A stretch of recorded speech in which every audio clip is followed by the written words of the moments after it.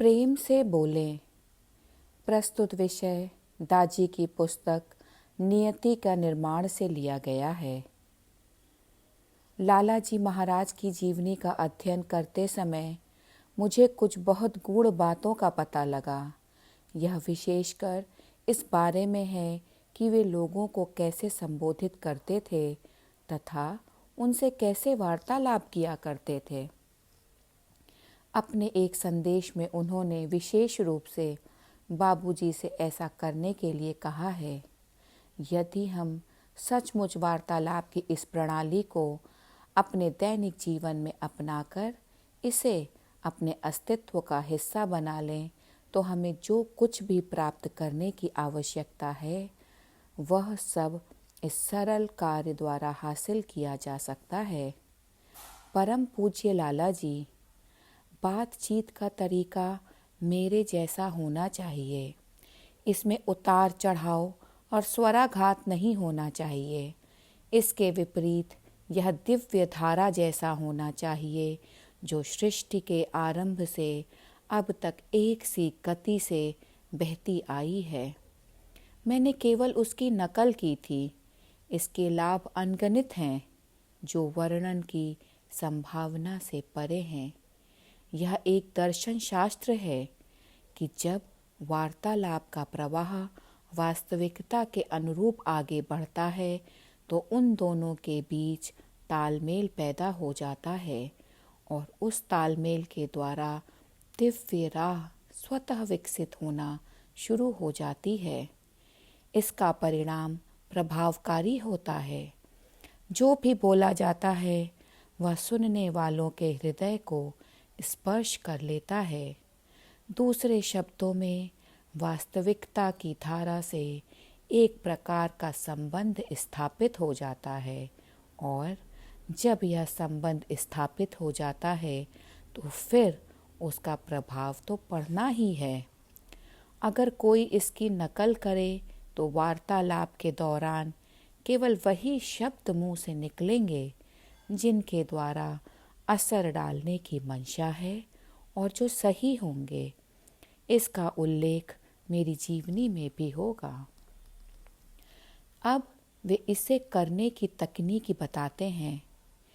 इसको प्राप्त करने की कला सबसे पहले बातचीत के दौरान उतार चढ़ाव दूर करने की कोशिश करें, जिसे तीखापन या कर्कशता भी कहा जाता है। वाणी का यह प्रवाह वास्तविकता की धारा के साथ जिस हद तक तालमेल बनाता जाएगा उसी हद तक उत्तरोत्तर वैसा सामंजस्य होता जाएगा। तीखेपन से मेरा मतलब केवल क्रोध से नहीं है जो अत्यंत स्थूल है। इस संदर्भ में इसे तो बिल्कुल आने ही नहीं देना चाहिए। मेरा कहने का आशय यह है कि वाणी के प्रवाह में किसी तरह का भारीपन नहीं होना चाहिए। इसका एक उदाहरण है शांत हवा का प्रवाह। इसमें कोई संदेह नहीं है कि यह बहुत कठिनाई से हासिल होता है, परंतु यदि गुरु कृपा का सहारा हो और निरंतर प्रयास और हिम्मत से काम लिया जाए तो हर चीज़ संभव है। विभिन्न परिस्थितियों में अपनी सभी क्रियाओं में मनुष्य के सही दृष्टिकोण की अभिव्यक्ति ही मन की संतुलित अवस्था है। एक विस्तृत अर्थ में यह उसके चरित्र का प्रतिबिंब है। इसका उन लोगों पर गहरा और अनुकूल प्रभाव पड़ता है जो उसके साथ संबद्ध होते हैं। यह बात वार्तालाप में अपने आप जाहिर हो जाती है, चाहे वह गंभीर और लंबा हो या हल्का फुल्का और छोटा, जो उत्तेजना और भावनात्मक उद्वेग से रहित हो, जो न केवल क्रोध में तेजी से खिन्नता से भरी अभिव्यक्ति से रहित हो, बल्कि वह स्वयं की अविलंब व्यवस्थित एवं शिष्ट अभिव्यक्ति हो। यह दिव्य कृपा के शांतिमय अवरोहण की भांति कोमल, मधुर और सुसंस्कृत हो। आधार अथवा स्रोत से जुड़ा पवित्र हृदय स्वाभाविक रूप से कुलीनता, उदारता एवं प्रेम ही अभिव्यक्त करता है।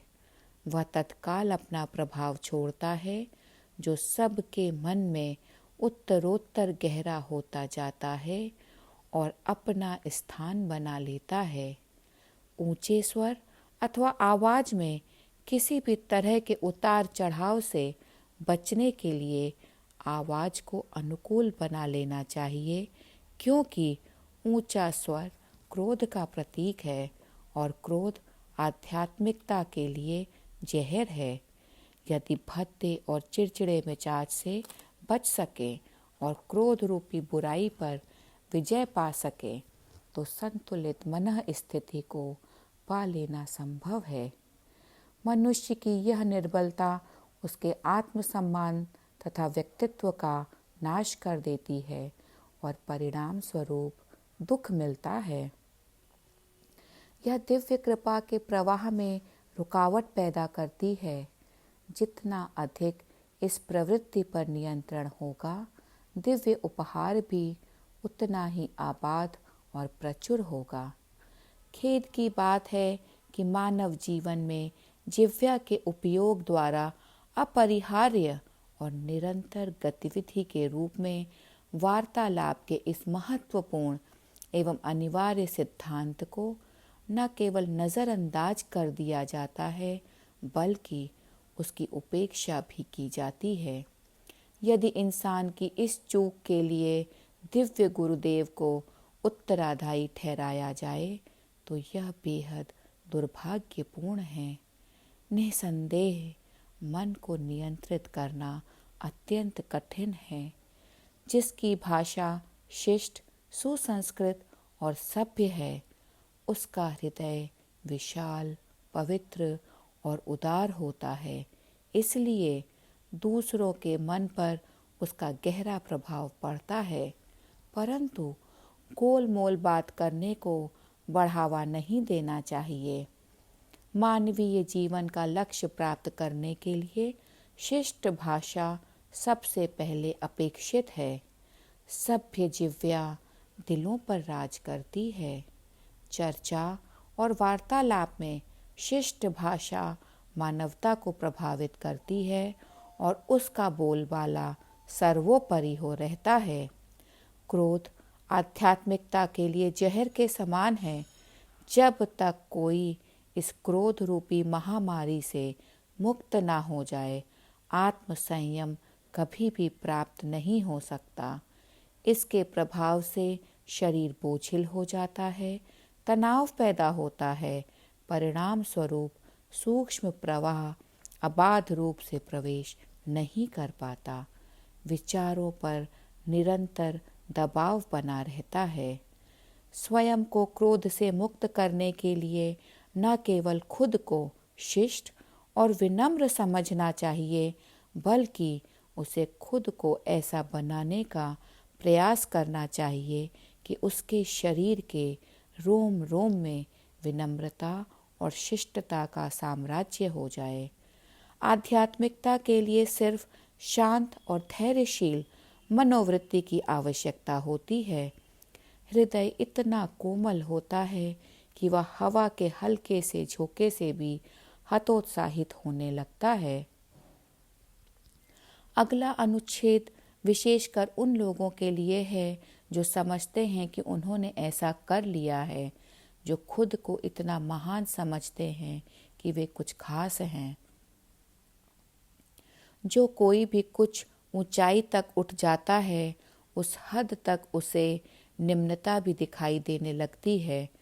प्रकृति का रहस्य यही है।